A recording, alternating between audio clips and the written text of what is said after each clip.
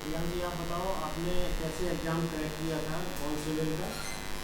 क्या क्या आपने पढ़ाई की थी, कैसे फिजिकल की तैयारी की, कैसे आप सिलेक्ट हो गए आए मेडिकल तक, आप पूरा बताइए। सबसे पहले मैंने ग्रेजुएशन क्लियर करी, जिसमें बीएससी बायो की थी मैंने।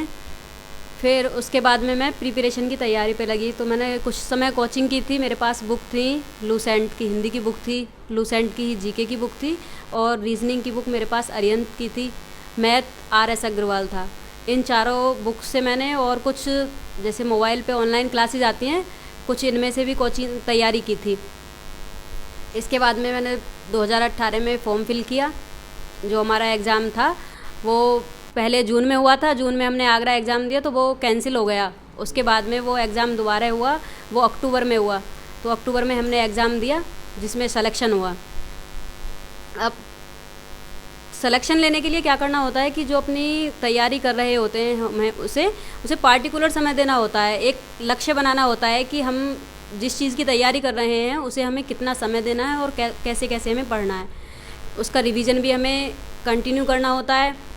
फिर जब हम एग्ज़ाम क्लियर कर देते हैं, एग्ज़ाम क्लियर करने के बाद में हमारी फिजिकल डॉक्यूमेंट्स का डॉक्यूमेंट्स वेरिफिकेशन होते फिजिकल हैं। का आपको पहले पता होगा उसके बाद। पहले डॉक्यूमेंट्स वेरिफिकेशन होते हैं, उसके बाद हमारा फिजिकल होता है। अच्छा। तो फिजिकल जो होता है उसमें हमें पहले से ही तैयारी करनी होती है। रनिंग की तैयारी पहले से ही सब लोग जब पता होता है कि कितनी एग्ज़ाम रनिंग? दे रहे हैं, उसमें होती है हमारी 2.4 किलोमीटर, जो कितने हमें टाइम में?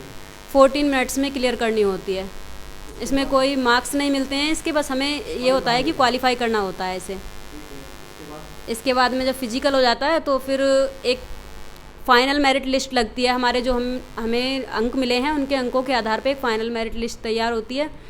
उस फाइनल मेरिट लिस्ट के आधार पे जिन बच्चों का नाम उसमें होता है उन्हीं को मेडिकल के लिए बुलाया जाता है। फिर हमारा मेडिकल में क्या मेडिकल क्या होता होता है। है? मेडिकल में हमारी आइज़ टेस्ट होती हैं सबसे पहले।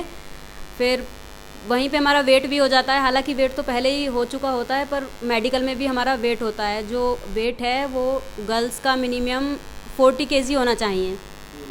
और हाइट जर्नल एससी और ओबीसी में 152 सेंटीमीटर होनी चाहिए। एसटी वालों में 147 सेंटीमीटर होनी चाहिए।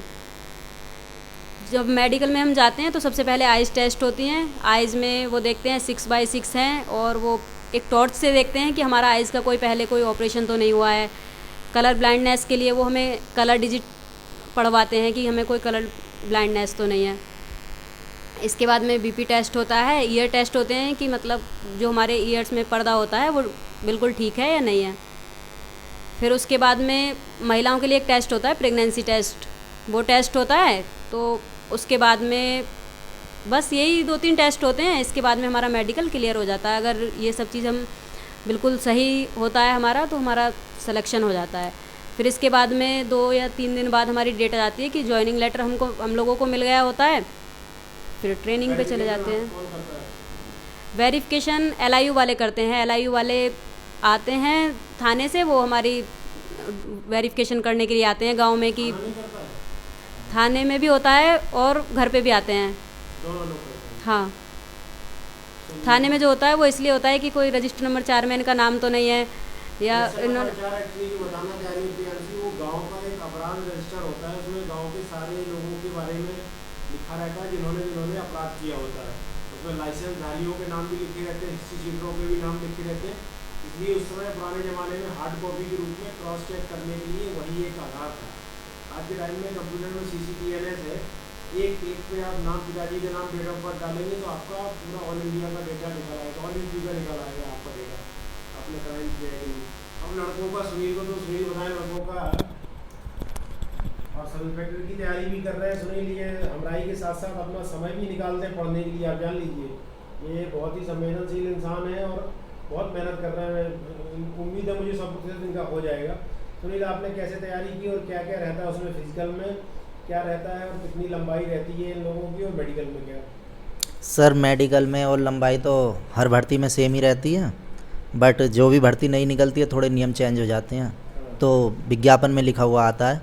जैसे हमारी 15 वाली भर्ती थी हम्म, तो उसमें 2 पेपर हुए थे, हम्म, 40-40 क्वेश्चन के 4 पोर्शन थे। हम्म, और अब जो हो रही हैं फ़िलहाल उनमें एक ही एग्ज़ाम होता है। हम्म, और अब वाली एसआई में भी 4 पोर्शन है, एक मैथ का है, रीजनिंग है और हिंदी है। आप भी वही रिसेंट से पढ़ रहे हैं? जी जी। अच्छा, उसमें कौन से, उसमें लंबाई का क्या है?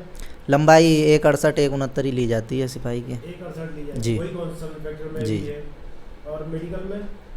मेडिकल में आई चेक होती हैं 6/6 होनी चाहिए। चेस्ट होता है 79 84, 5 का फुलाव होना चाहिए। और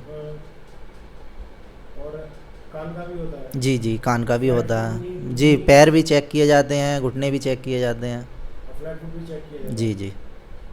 और रनिंग कितनी है क्वालिफाई? रनिंग एसआई में 4800 मीटर है, 28 मिनट में क्वालिफाई करनी है। मतलब 4 राउंड बड़े वाले ग्राउंड के समझ लो। जी जी, वैसे 400 के अधिकतर ग्राउंड होते हैं जी। कितने टाइम में? 28 मिनट में 28। मतलब आराम से 4 या दौड़ में आप पूरा कर सकते हैं? जी जी। बहुत नॉर्मल सा है, आराम से आप क्वालिफाई कर सकते हैं, थोड़ी सी प्रैक्टिस की जरूरत है। अब पढ़ाई आपने कैसे करी थी पढ़ाई? सर वही मैथ लिया था RS अग्रवाल का पहले, तो जब कांस्टेबल की थी। अब SD यादव का ले रखा है, ये थोड़ा उससे अच्छा हाई लेवल का। जी तो क्या वो लोग यूट्यूब वाले पैसे लेते हैं क्या पढ़ाने में? जी, यूट्यूब पे कुछ क्लासें फ्री आती हैं, बट अगर कोई अलग से कोर्स करूँ तो उसके लिए पे करना होता है।